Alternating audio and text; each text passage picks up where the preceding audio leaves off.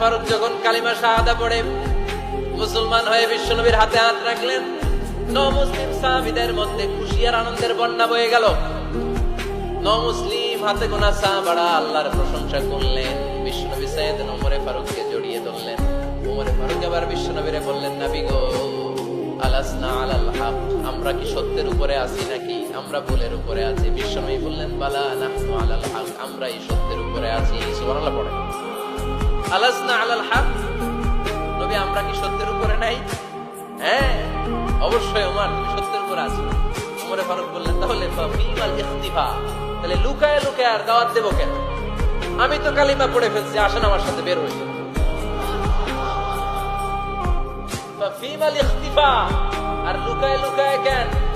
আসেন আমরা বাইরে বের হই। বিশ্বনবী বললেন, ওমর এটা মাক্কি জীবন, এখানে আমরা একটু গোপনে গোপনে দাওয়াত দিতে চাই। ওমরে ফারুক বলে, না, আমার দায়িত্ব, আমি একটা মিছিল দিতে চাই নবী। আল্লাহর নামের তাকবীর দিতে দিতে দারুল আরকাম থেকে শুরু করে মসজিদুল হারাম পর্যন্ত একটা মিছিল দিয়ে আমি মক্কা কাঁপাইয়া দেব। অনুমতি দেন। বিশ্বনবী দিতে চায় না। ওমর ফারুক অনেক বোঝানোর পরে স্বল্প পরিসরের একটা অনুমোদন পাওয়া গেল বিশ্বনবী সাল্লাল্লাহু আলাইহি ওয়াসাল্লামের কাছ থেকে। কিন্তু মিছিল যে দিবে, মিছিলের জন্য লোকের দরকার আছে না নাই? এখানে লোক নাই, আমি একাই মিছিল দিতেছি। এটা জমবে, মিছিল জমবে। খুঁজে উনি 11 জন মুসলিম সাহাবা পেলেন। কয়জন? ওমরে ফারুক বললেন, 11 জনই সই। এই 11 জন নিয়ে আমি আল্লাহর নামের তাকবীর দিব। 2 লাইন করলেন। কয় লাইন? 2 লাইন। পেছনে 6 জন, আর এই লাইনের নেতা বানালেন বিশ্বনবীর চাচা হামজাকে রাদিয়াল্লাহু তাআলা আনহু। আর সামনে 5 জন, তার আগে দাঁড়ালেন উনি নিজেই। তাহলে 6 6 12। বললেন, এই 2 লাইনই আমরা তাকবীর দিতে দিতে, বেশি না, এই দারুল আরকামের ঘর থেকে, আপনারা জানেন যে সাফা মারওয়া এখন যে সাই হয়, এই সাফার পাদদেশে ছিল দারুল আরকামের ঘর। উনি বললেন, এখান থেকে ওই যে কাবার গিলাফ দেখা যায়, কাবার গিলাফ পর্যন্ত আমরা এই তাকবীর নিয়ে ওখানে যাব। সুবহানাল্লাহ পড়বেন না? ওখানে উনি দাঁড়িয়ে ছোট্ট একটা ভাষণ দিয়েছিলেন।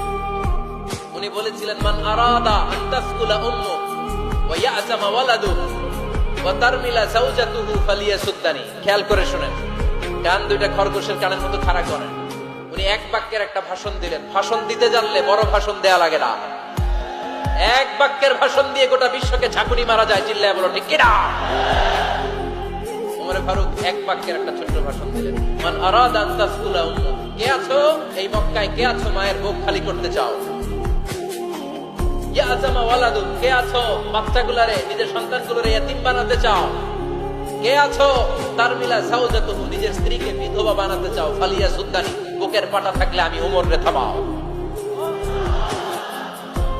ফালিয়াসুদ্দানি, দেখি মক্কায় কার বড় বুকের পাটা। কে আছো মায়ের বুক খালি করতে চাও, সন্তানকে ইয়াতীম বানাতে চাও, স্ত্রীকে বিধবা বানাতে চাও? ফালিয়াসুদ্দানি, পারলে আমারে ঠেকাও।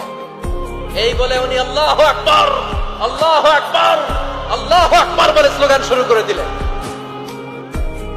এক এক স্লোগানে মক্কার মরুজমিন থারথার করে কাঁপতে আরম্ভ করল। এই মিছিল মক্কার কেউ দেয় না। মিছিলের আওয়াজ শুনে আবু জাহেল বাইরিস, উতবা বাইরিস, শাইবা, ওয়ালিদ ইবনে মুগিরা সব বের হয়েছে। কিরে, আমার এলাকায় এত বড় স্লোগান, কার এত সাহস? বের হয়ে দেখে মিছিলের সামনে ওমর। ওমরে দেখে দিছে এক দৌড়। কারণ ওমরে ফারুককে থামানোর মতো বাপের বেটা মক্কায় দ্বিতীয়টা কেউ ছিল না। আওয়াজ করে বলে ঠিক কিনা? ওমরে ফারুক আল্লাহু আকবার, আল্লাহু আকবার বলে স্লোগান দিতে দিতে মসজিদুল হারামের ভিতরে ঢুকে গেল। কাবার গিলাফ ধরার পরে সেদিন মিছিল থেমেছে। ওই আল্লাহর নামের স্লোগান সেদিন কেউ থামাতে পারে নাই, কিয়ামত পর্যন্ত কেউ থামাতে পারবে না। চিল্লায় বলো ঠিক কিনা?